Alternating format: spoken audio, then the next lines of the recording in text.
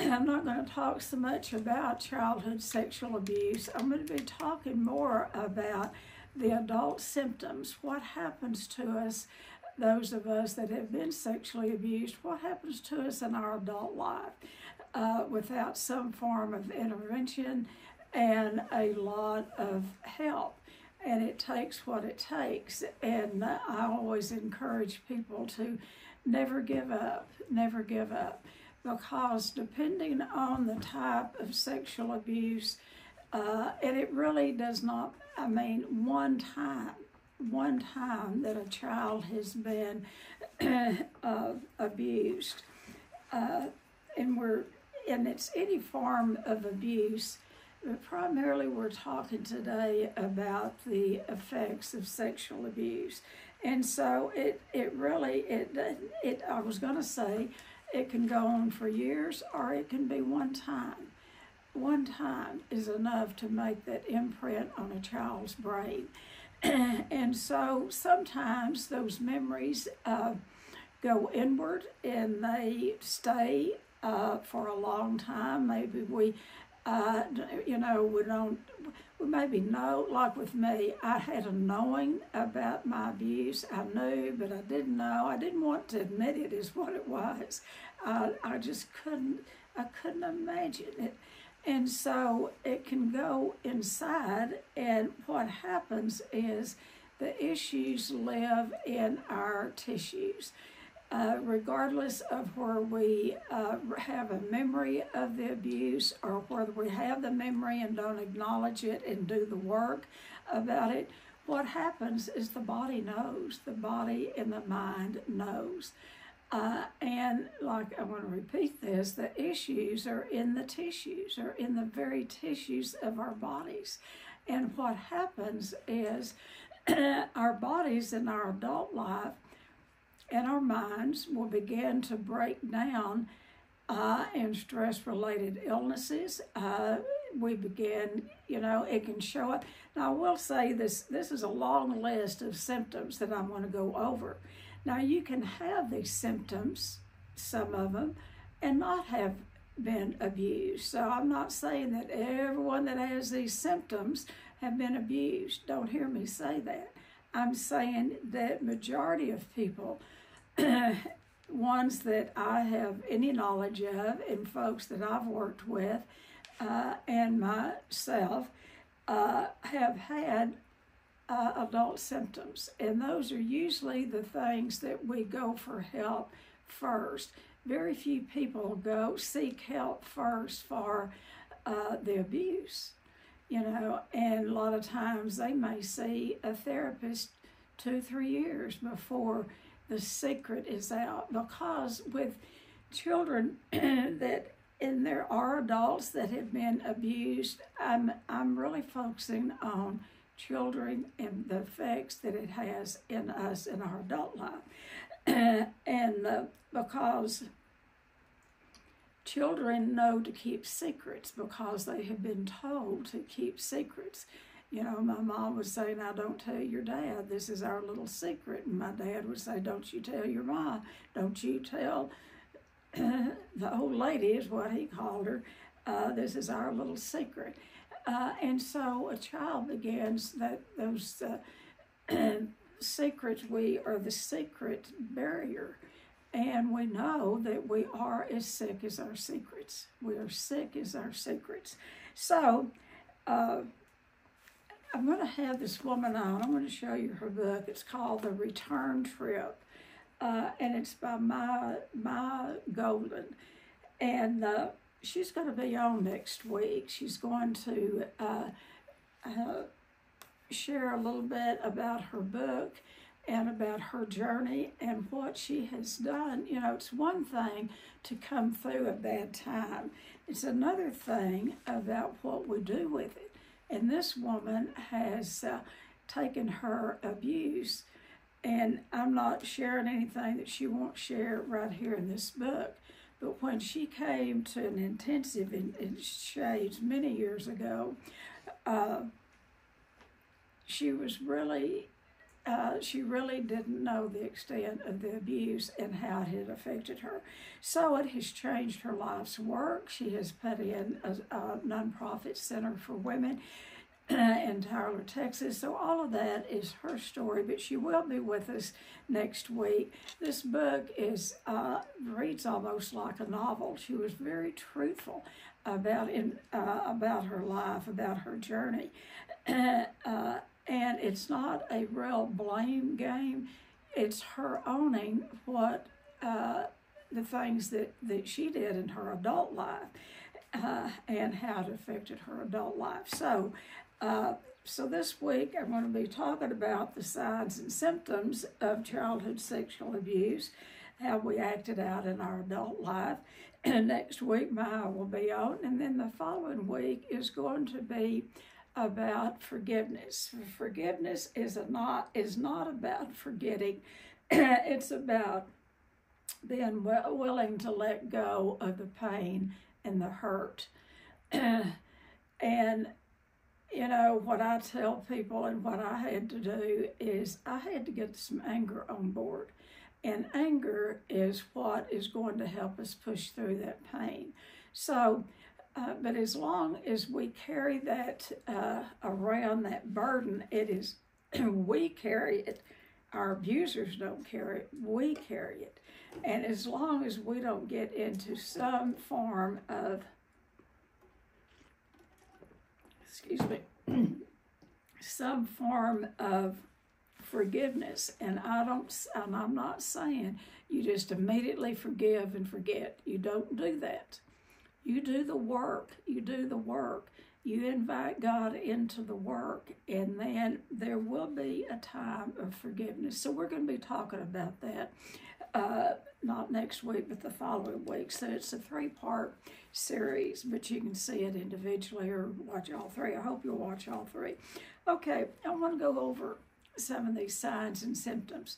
Keep in mind, I'm not saying if you have these that you've been sexually abused, but if you have a lot of these symptoms, you might start thinking about it, because like I said, a lot of times the issues go inside and they lie dormant, and we may think that maybe something happened, but we don't know. I will tell you, you don't have to have the full memories to do the work. You don't have to have the full memories. You just have to have a knowing that something happened to you in childhood. Okay, so these adult symptoms, and there's many of them. One of them is headaches, recurring chronic headaches, and that also includes body aches, backache. You know, so many people that we have treated have come here with their bodies broke down. I mean, broke down in so many ways. They've had back surgeries, and I'm not saying those ailments are not real. They are absolutely real. That it's a breakdown of the body from carrying the secret and of the abuse and not doing the work around it. Because keep in mind, the issues are in the tissues. Okay, so headaches, body aches, particularly the neck, shoulders, the back area, and then stomach problems. Oh my goodness, many of abuse survivors have digestive issues, bad stomach problems, stomach ulcers, it goes on and on. And then sleep disorders. I'm not going to go into the whole story, but before I ever addressed the sexual abuse, I was diagnosed with narcolepsy. When I was in the treatment center where I worked many years ago, I'd be standing up doing lectures and I'd drop the chalk. I would have gone to sleep for an instant, or be in a board meeting, be talking, go to sleep. That's what narcolepsy is. I was diagnosed, and for many, many, many years was treated for narcolepsy. Had to go once a year up to Lubbock to have a sleep test run. Long story short, once I and I'm not going to go into, I mean, my life became pretty unmanageable. And I never knew that it had to do with the sexual abuse until it was early on in the early 80s when we were first starting to hear a lot. And treatment centers, a couple of treatment centers were treating abuse survivors. And I went to a training, and that's when my issues began to come up. When I started treating my the sexual addiction, and I'd already gone to treatment for my eating disorder, I went to a trauma unit in Florida, stayed 30 days, and then for 12 years, and I don't want you to hear that I worked on it every day. I didn't. This is how you work on abuse. You do the work. You go and you do a good piece of work, and I'm going to give you some ideas of how to treat it. But you go do the work, and then you go out and you celebrate what you've done. And how you celebrate is you are in recovery. You know, for that you peel off a layer, and then you go live your life. And then if more pain comes up, more symptoms come up, go do more work.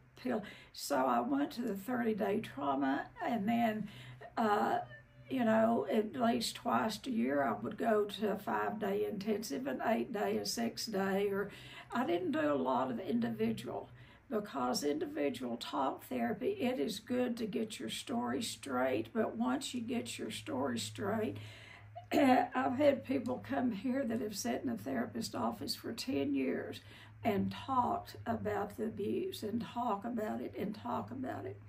There's different ways. It must be, the body holds the pain, the body, there is different modalities, treatment modalities, therapeutic modalities to get those feelings up out of the body, and I'll give you them. So I no longer have narcolepsy is the point.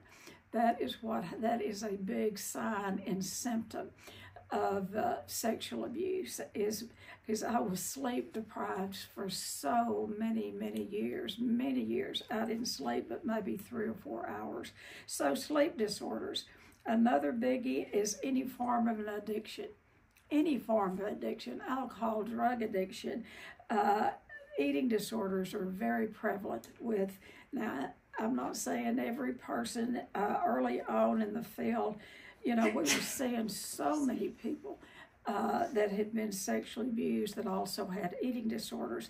And what we see now is maybe about 35%. That is a high percentage, but many people will break down in eating disorders. And keep in mind, it can happen in our childhood, adolescence, early adult life, you know, on college campuses, you name it. So any addiction will do. And process addictions, you know, love and sex addiction. And that's one of the reasons I'm having, that I want Maya to come on and talk about her love and sex addiction and how, not her, but the disease of love and sex addiction. And, you know, that's a process addiction. And other process addictions is work addiction. A lot of your survivors are, I mean, they begin, you know, that's what I did. I became a work addict. I was a human doer, not a human being. And I always needed to stay busy. Well, at 81, I've slowed down, and I can either work or not work. I can even allow myself to take a nap these days, and I used to wouldn't take a nap. I had so much fear. Okay, all right, so eating disorders, work addiction, dating and spending addiction is a big one with because it's like anything that we use to try to fill up that hole in the soul. You know, and so shopping and the list goes on of addictions. Any addiction will do. And then depression. And under depression, you know, you couple that with anxiety. Under anxiety is lots of anger and rage. And a lot of that anger and rage is carried in the tissues. People can just put a smile on their face and look cute, precious, and darling and do a good job, but you let something happen that can trigger that anger, and before long it's not anger, it's rage. And that was my outlet, was rage. I was a rager, and by the grace of God, God did remove that from my brain. I am no longer a rager. And I don't even get angry. I mean, I can get angry at situations. Anyway, I'm not going into that, other than I'm no longer a rager. By myself, I could not stop it. But God can and will heal any area of our life that we're willing to surrender to Him. So depression, and under depression comes self-harm. We've treated many people that have had some form of sexual abuse, and they self-harm. And I will tell you, majority of your self-harmers don't harm themselves with the intent to kill themselves. They harm themselves with the intent to feel, because many times the feelings we go numb. We have no feelings. And so many self-harmers will either cut or they'll pick at their skin. There's numerous ways, and I'm not going to give you a list of it. I'm just going to say self-harm. And what it does, it's a release. It's a release to see the blood, to see the cut. Now, there will be times that, they get good at it. They get really good self-harmers. I mean, if you're going to say good. And they know how deep to cut to keep from killing themselves. And sometimes, I mean, we've had one here that almost died. She cut too deeply. By the grace of God, there was someone that was a client here that was an RN that literally saved her life till the doctors and the ambulance got here. So self-harm is a biggie. That is a big one. And it doesn't have to be anything real huge. It can be picking your fingernails. It can be biting your fingernails. I would bite mine down to where there was no nail bed. And then that suicide ideation. And there's not only ideation, but many attempts. And as sick as it sounds, a lot of times I could get through a day. I would say, well, it's going to be all right. I can do this. I can do this tonight. I can do this today. Because after all, I'm going to kill myself tomorrow. And my eating disorder, and I think the thought to kill myself, as sick as it sounds, it kept me alive. It gave me a reprieve. I can stand tonight because I'm going to kill myself tomorrow. And I've told this before, I started overeating at age 4 and 5 and was morbidly obese by age 8. And one morning, I planned to kill myself. I planned to walk out in front of an 18-wheeler on the way to school and just let them run over me. And then, bless my little heart, I got to thinking, it's Wednesday. I can't remember what day of the week it was, but I'll just say it's Wednesday. And I knew what they had in the cafeteria. And I thought, well, I'm going to wait and eat that. It was just something special I liked. And my eating disorder kept me alive another day because I put off killing myself. I had 9 serious attempts. I'm like a cat with 9 lives. I had 9 serious attempts at suicide. But I'll tell you, by the grace of God, that last attempt was so serious. Anyway, God has removed that. I no longer, by the grace of God, have those thoughts to kill myself. Okay, so deep feelings of guilt and shame. This is what survivors carry around, and this is the work that must be done. Every perpetrator puts the blame and the guilt on the victim, because they'll say things like, well, you shouldn't have dressed like that. Well, you shouldn't have come over here. Well, you shouldn't have done this. Well, you shouldn't have looked so cute. Well, you shouldn't have. You should have. You should have. You could have. You would have done all of that. The perpetrator blames the victim, and then they'll say things like, they'll threaten them. If you tell, I'm going to tell them how you got me to do this. They'll make up all sorts of stories, and then the survivor begins to believe it. They believe that that they did something to cause it. So they carry a lot of guilt and a lot of shame. And that's the work we do here, is to help people leave their crap in Buffalo Gap, to release the shame and anger, because it has taken up too much space in the head and in the body too long. And then there, right under that, is boundary failure. Majority of your abuse survivors, they have walls where no one can penetrate that wall. They have walls where they have no affect about anything. No one can get close to them. If they happen to have a feeling enough to attract someone and get married, that wall will come back up. They can't interact with their spouses because of that wall of fear of being abused again. They'll also use it with their children. It sounds like I have some of all of this, but I had a fear of my children getting too close to me because I did not want in any way to overlove or I was so cautious with my children about them getting too close to me, and they'll tell stories about it and how mother wouldn't let them sleep with them. I'd let them lay on the bed sometimes. I think one of them mentioned over Christmas that she got to lay on the bed 3 times in her life, and that's because she was sick.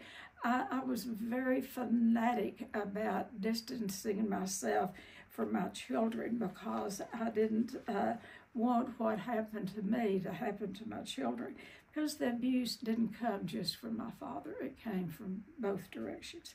Okay, fear, lots of fear, and that usually is what can drive people to treatment or to recovery, is that fear, that false evidence appearing real. We get fearful of everything. We get fearful, or we have no fear.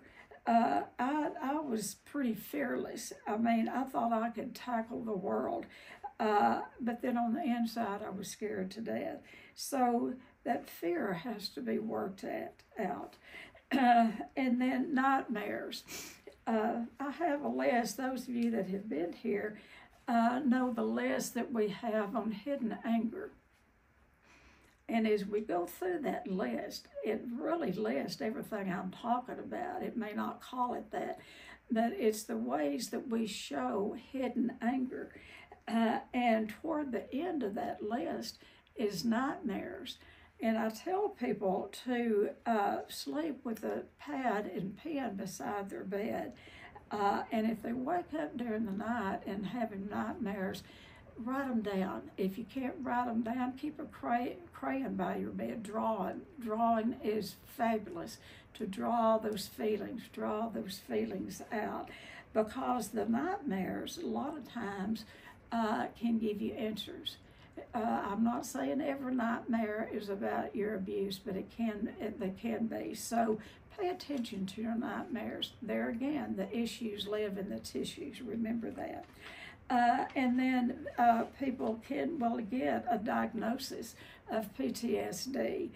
And I've mentioned this before, how they came to even notice or even name or even start researching adult children of alcoholics. And by the way, many adult children of alcoholics they've all been abused in some way. A lot of adult children of alcoholics be abused by neglect and abandonment, which is one of the highest forms of abuse is neglect and abandonment.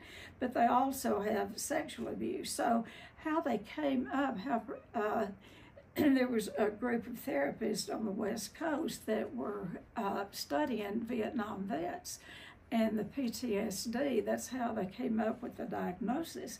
And working with Vietnam vets, many of them were working with people that were adult children of alcoholics. They hadn't come up with that name yet, but they saw the correlation between Vietnam vets and adult children of alcoholics, because both of them it's like living in a war zone.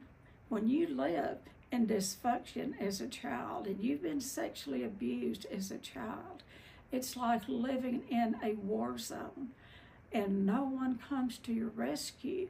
You know, the Vietnam War was a thankless war, and that's how it is to live in dysfunction. No one honors you. No one gives you a gold medal, you know, and those soldiers came back and they were spit on. They were degraded. They were never honored as soldiers of, you know, I think they've, you know, tried to go back. And, you know, there is a Vietnam memorial in Washington now.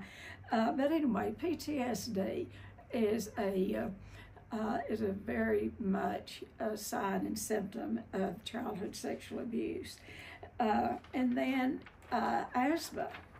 And this is always amazes me, but people with severe respiratory problems. And now it doesn't quite take rocket scientists to figure this out. If they have a lot of throat problems and choking problems and coughing problems, many times that has come direct from the abuse, from the oral sexual abuse. And I want to say, this is not just women, this is men. There's been men, a lot of men that we have treated that have been sexually abused. And it's very hard for them, for the men to come forward and admit it, because they somehow, the ones that I've worked with, that you talk about carrying the guilt and the shame. Men that have been sexually abused, in my estimation and working with them, seem to have carried that burden of shame even more sometimes than women do. I mean, shame is the number one feeling that is put on survivors, but it's, I think men survivors have that guilt and shame, and they're really not given. We don't talk about it enough, I don't believe, that little boys have been sexually abused, because a lot of times little boys will sexually abuse younger children. So it's hard for people sometimes to separate the abuser from a child that's been abused, and most of the time they've had both. They have both. And it can happen to little girls too. When they've been sexually abused, they can turn around and abuse siblings. They can turn around and abuse neighborhood children. They can turn around and abuse children they babysit with.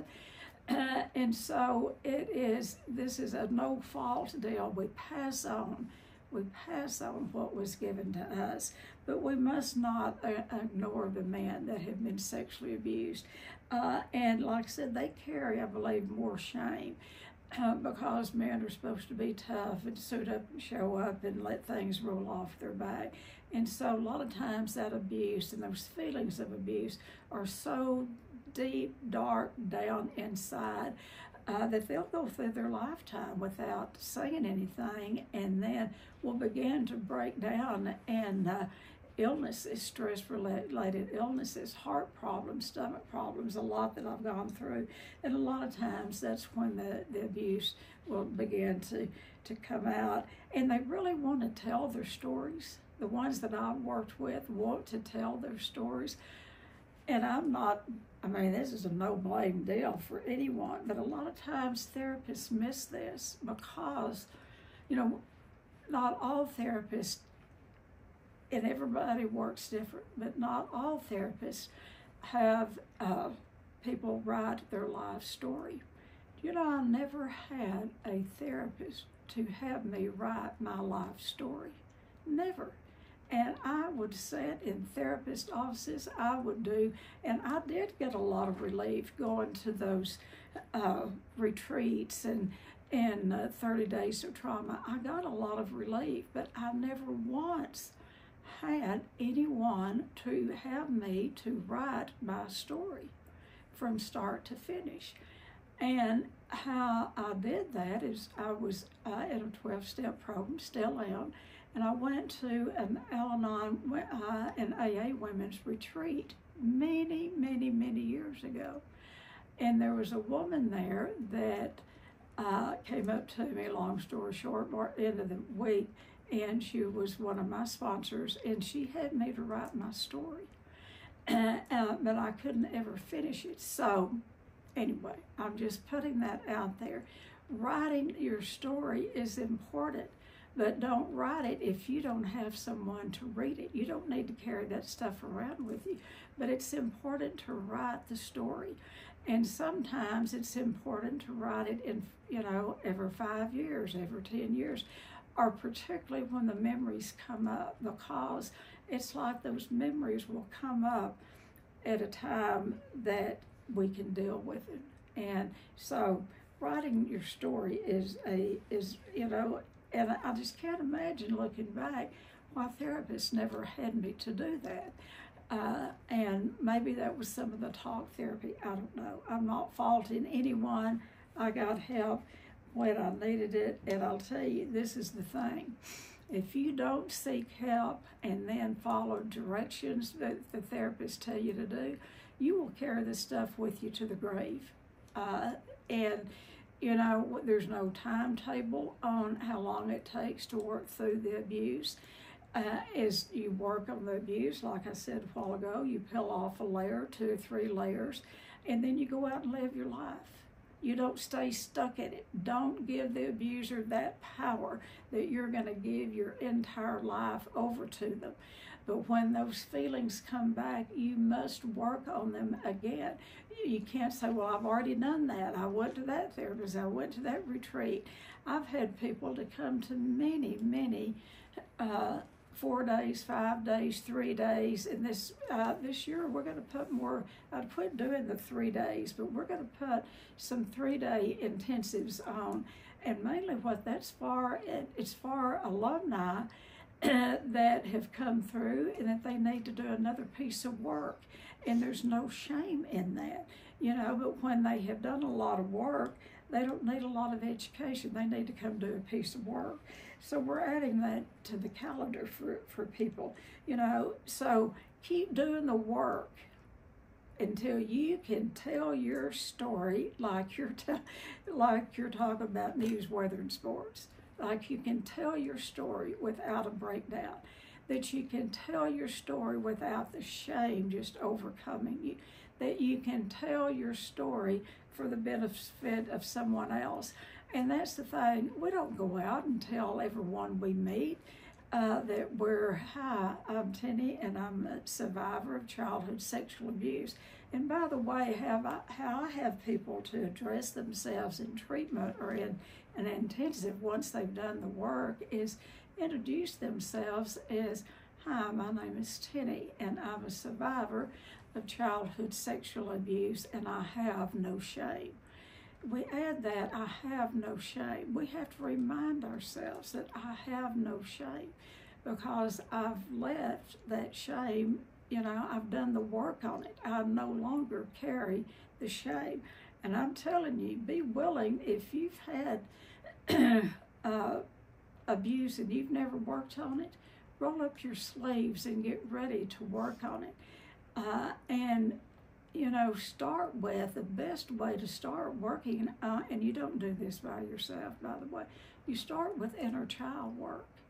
And if you haven't done inner child work, whether you've been sexually abused or not, if you've had any form of childhood abuse, start with the inner child work, because that's the part of us. And I'm very much a believer in the inner child and doing the inner child work. Like I said, the people in the West Coast are the ones that really started. I mean, it's been around. Elizabeth not Elizabeth Kubler-Ross, but I can't think of the therapist's name. She's is the grandmother of family therapy. Anyway, she talked a lot about inner child, but it's important to get in touch with that inner child and make friends with that part of yourself, because we become our own abusers. we will beat that kid up because we're mad at the kid. We blame the kid. Well, if you hadn't been there, well, if you'd said no, if you'd got yourself out, if you had, we beat our own selves up to a pulp, and that's why the inner child work is a must. And I believe we need to start with the inner child work. And then once you get a sense of that child, that part of you is still alive and well, that's the one that's carried the pain. And so you can begin to do the work for the child part of you. And, early on when we had the first, first adult children of alcoholics movement,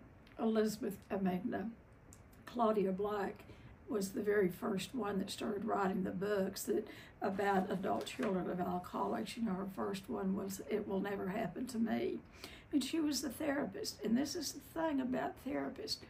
A lot of us go into the field, we don't know that we're doing it, but we go into the field for our own healing. And if you don't continue your own healing, if you work in any kind of helping profession, particularly therapy, if you don't continue your own healing, your clients will eat you up alive. And they will know because you will not be able to do the work if you haven't done your own work. You must do your own work. And like I said, one of the ways that you know that you've done your own work is you can tell your story like telling it like news, weather, and sports. It won't have the impact. Now, there's still times, and by the way, you don't go around and tell your story to everyone. It's not important. It's not important,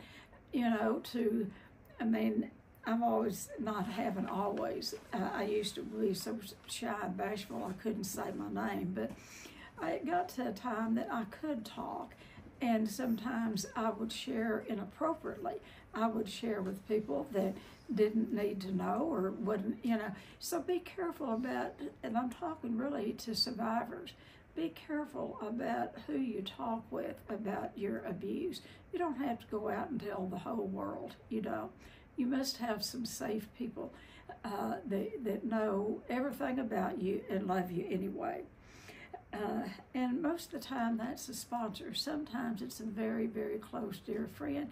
But most of us have maybe 1 to 3 people who know everything about us and love us anyway. So I want to tell you the steps for recovery. And this is really the process that we do here, is that when people come in, we have them to re-look at their past, to go back and look at their past. And we do this with different modalities, but we want them to get their history straight. And sometimes when they come in and do an intensive, they will have poo-pooed their abuse because maybe it wasn't as bad as a friend of theirs, or maybe it wasn't as bad as, maybe it was just touching. Well, he just touched me, or she just did this. Anytime a child is touched inappropriate, it is abuse. So you look at the past, you re-look, and then in doing that, you refill. You bring those feelings up. This is why this type of work really can't be done, I don't think, in a 1-hour week session in a therapist's office. Because about the time you get into the story, then the time is up. If you have a good therapist, I'll say work with that therapist and then go do intensives, like come here and do an intensive. Go back to your therapist, process it. If you are practicing an addiction along with having the abuse, what I would say is give yourself a gift of inpatient treatment, because you really can't work real deep on the sexual abuse until you're clean and sober. And sobriety is being clean and sober in every addiction. And that includes smoking, that includes eating, that includes drinking, drugs, process addictions. You must get clean and sober, because the only reason we use an addiction, we're not stupid people. The only reason we use any form of an addiction is to ease the pain on the inside. So as long as you're using something to ease the pain, those feelings they're going to be blocked. They can't come up because you're trying to push them down. That's one of the reasons that this is a non-smoking unit. It has been set for 35 years since the day we opened. And a lot of people won't come here because they can't smoke. Smoking is one of the absolute top feeling killers. You think about it.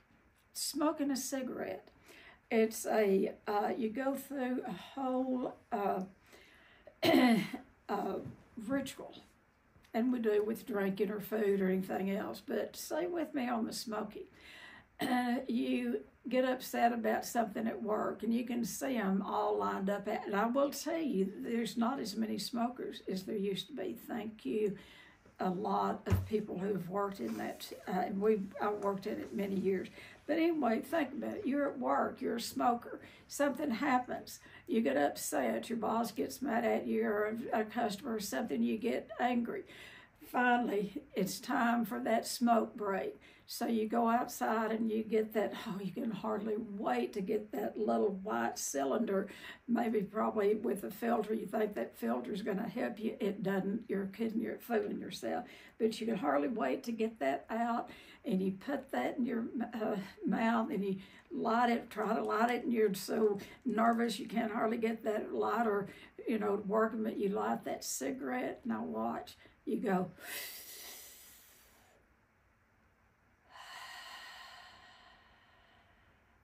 you blow, bring that smoke in, and instantly, it is an instant killer.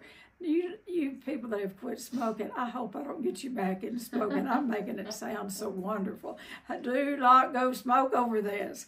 But it's an instant painkiller.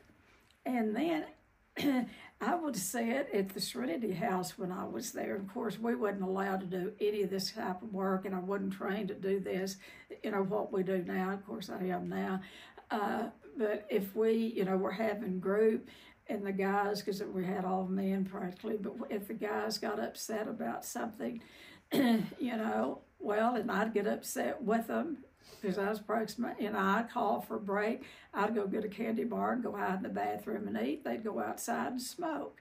We'd all get happy. We'd all push those feelings down and come back, and then we'd laugh and joke the rest of the group meeting. Addictions work, folks. So refill, and we want those feelings to come up here at Shades. And what we tell people, we don't care how angry you get. You can get angry at us. We invite that. We even egg it on a little bit, and we get criticized for it. My daughter Kim, she kind of stepped in and took my place as being the tough one, the confronter, and she gets. And sometimes, we can confront too much, whatever. She's gotten criticized about being the one, but there's got to be, we do treat clients good. And, I get in the place that I'm at today, I get to just go love on clients and be sweet, precious, and darling, because I know Kim's going to go in there and confront the ever hell out of them. And if clients aren't confronted about their behavior, they will continue to do it. And we let people show up here the way that we want them to show up, like they're showing up out there and in real life, because that's what their families are dealing with. That's what their employers and employees are dealing with. And they can come in here and we can just have them get massages and get rubbed on and swim and be, just love on them and treat them, just sweet, precious, and darling. And I'll tell you, they'll leave here the same way they came in. Now, we're not mean to clients. A lot of y'all are here, we're not mean to clients, but we do not beat around the bush. We call you on your stuff, and we also call you on your past. If we don't, you will continue to use an addiction, and that's what you're going to die from, is the addiction you're using. So refill, and then once you refill, once they get those feelings up, we do work here, and there's different ways to relate, but you release, you get a release of those feelings. And then once you get a release, you feel renewed. For a little while, you feel renewed, you feel clean, you feel like you can breathe again. And you might not have been able to breathe for years, but once you start releasing this stuff from out of your body out here, you're going to feel that release. And guess what? Then you're going to start a path of recovery. You're going to recover. And what we say after people come in and do a 4-day and have done a big piece of work, go out and celebrate your recovery. Now, don't celebrate with using your addiction, but go live life out there. Go live life. Celebrate life. Look at the flowers in nature. Look at your children. Enjoy your family, because maybe you've released all of the burden, but you've released a lot of the burden here. When you leave here, what we say, leave your crap in Buffalo Gap. Don't take it home with you. And that's the type of work people need to do. And there's different ways to release that. But talk therapy does one thing, and it will help you get your story straight. But 2 or 3 years you're still talking and you haven't done the release work. That's what I get concerned about. So I want to give you some ideas. Breath work is, and go to a train. I'm seeing things on Facebook about breath work. If you don't stand for something, you'll fall for anything. If you're going to go do a weekend of breath work, and we're going to put one on the calendar. We've been trained, but Smallwood, I can't remember her name. There's a woman in Austin that I trained with. She is one that really developed this somatic type of breath work. It is wonderful to do this kind of work. And we used to do it all the time, and then we got doing so many different things, we didn't have the time. But now with, kind of tweaking some things, we're going to be doing some weekends, and I'm going to, Kim and I both have been trained. We're going to do some breath work, and it is a wonderful way to do release. And I was totally 100% against it. I thought, what will laying on the floor taking deep breaths do? I thought that was the most stupid thing in the world. And contempt prior to investigation. And Smallwood, I can't think of her name, but anyway, she was doing a retreat down in Atlanta. And my dear friend who has passed away, Barbara, one of the best therapists ever in the world, went down to do it. And she called me and she said, Tennie, I want you to come down here. She's the one that had worked with me on my sexual abuse. She's the one that we did training together. And then she's the one that helped me discover that it really was abuse. Anyway, she said, come down here and do this weekend with me. And she told me what it was, and I said, that is the biggest bunch of BS, and I'm not going to pay my money to do that. And she challenged me, and she said, okay, I'll pay for it. If you don't get anything out of it, I'll pay for it. I said, it's not the money. I'll buy your plane ticket anyway. I went. Jacqueline Smallwood is her name, and she actually did the work with me. And I don't know if y'all believe in a rebirthing process, but I had one. I had one of the biggest pieces of work that I've ever done in treatment. It was a complete release of so many things. It was a rebirthing process. So I heard she was going up to Dahlonega, Georgia the next day no, the next Friday, and she was going to do a 10-day retreat. And I told her, sign me up. I'm coming up there. And she said, it's been full for a long time. There's a waiting list. I said, I am coming to that. I am coming to that retreat. She said, the only thing I know, call my daughter Brenda in Austin and talk to her. She doesn't. So I called Brenda and she said, well, Mrs. McCarty, it's closed. It's been closed for a long time. And I said, now, Brenda, and called me Tennie, I have got to come. I am coming. If I have to just wash dishes or, help Jacqueline do something, I am coming to that retreat. And she giggled and she said, well, probably won't be this one. I'll ask Mom, or Jackie, she didn't call her Mom, if there's something you can do, like help with the artwork or something. Anyway, she called me back in an hour. And she talked to her mom. In the meantime, they had someone to drop out. If you don't think that was a God deal, he had moved to another time. Something came up on his schedule. And I was down there and I went through that 10-day training, but it was more 10 days of my own personal work. We all did our own personal work. But anyway, I am a big believer in breath work. We're going to put it on the calendar. Remind me, Cam, to put a breath work weekend. And then do somatic body work. You can also do that in breath work.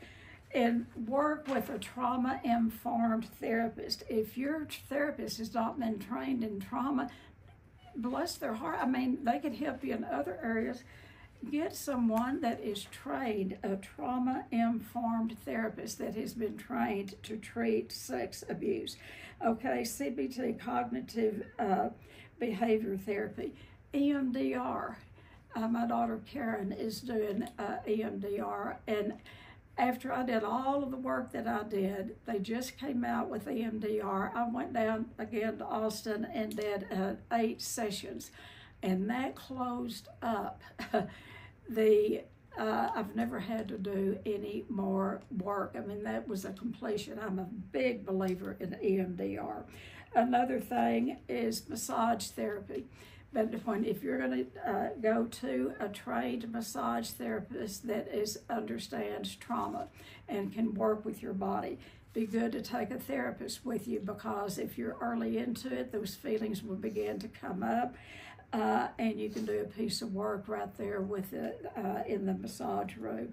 Also, Rolfing. Rolfing is a form of massage, but it's deep tissue work, and they can go really deep. And so if you go to do Rolfing, and it's about releasing that poison out of your body. But be sure and tell them if it hurts, because they will go deep. But Rolfing is good. And continue to do the work regardless of, and you don't have to do it every minute of every day, but you go do a piece of work and then you go live your life and you follow directions. You do journaling, but you notice about yourself what triggers you,